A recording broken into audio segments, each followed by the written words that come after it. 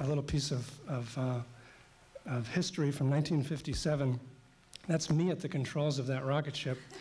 This was the cover of science fiction stories from September 1957, and my next-door neighbor growing up in Levittown, the ultimate planned suburban community, was the only weirdo in Levittown, which may have had some influence on my future.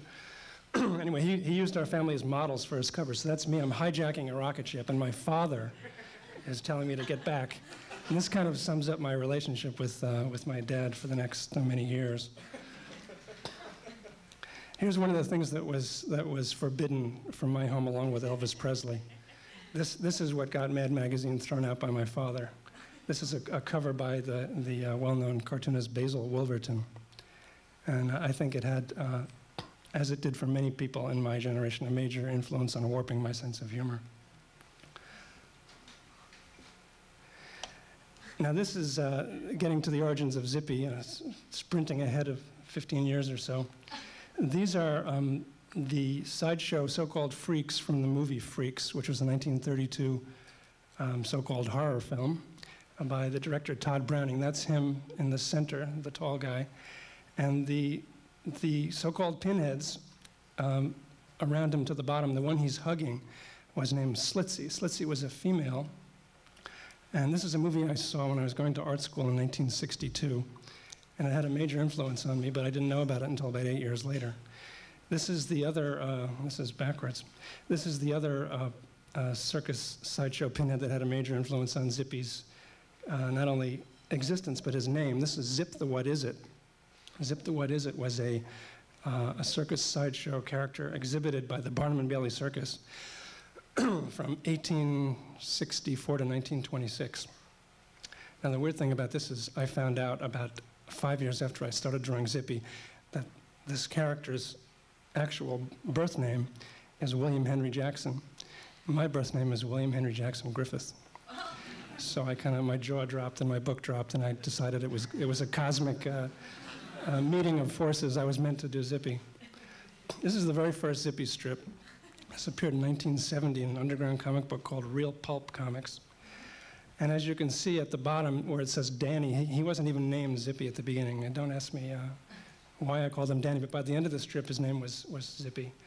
So this one's called I Gave My Heart to a Pinhead and He Made a Fool Out of Me.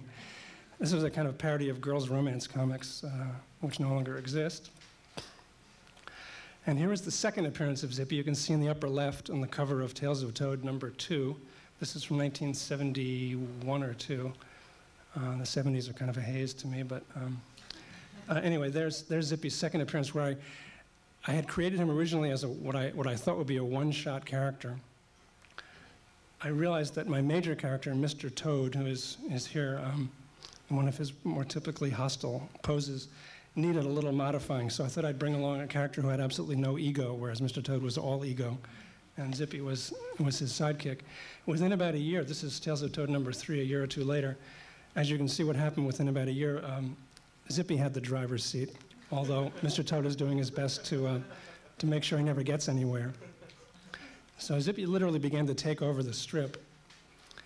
Here's Zippy's very first comic. This is, it took me a few years to actually do a solo Zippy comic, but this is about 1977, 78.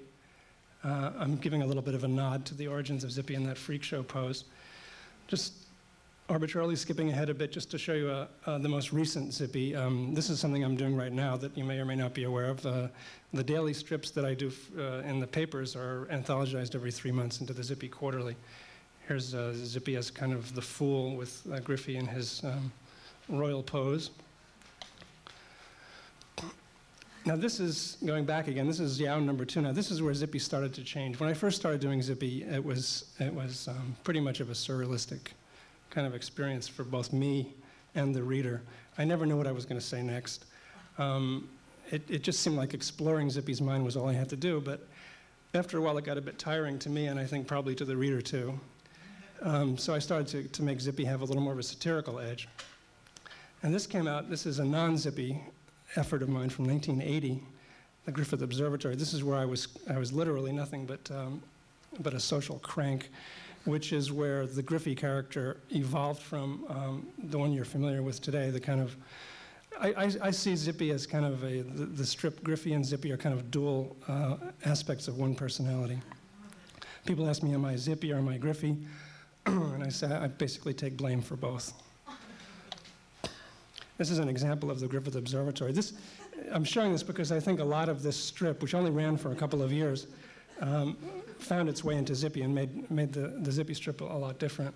This is called the cuteness syndrome, where I maintain that cuteness is a worldwide problem of major proportions. Though cuteness has been with us for centuries, its most recent proliferation threatens to smother us in a plethora of plastic Snoopy pillows.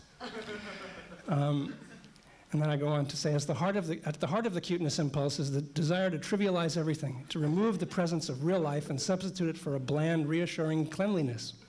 So I show how an actual pig becomes Porky the Pig, which is kind of a lesson in cuteness, because who would think that pig is particularly cute? But Warner Brothers apparently found cuteness in everything. At the bottom I say, note, adding a Y suffix to form the diminutive is an all-important cuteness requirement. I'll skip ahead here. At the end it says, one of the most painful things to watch is faked cuteness. Two prime examples, remember this strip is from 1978. Two prime examples of this phenomenon are Liberace, who tries to be appealing but is only grotesque, and Mary Tyler Moore, who exudes a kind of desperation that cuteness only accentuates. I'm still on a cuteness rampage.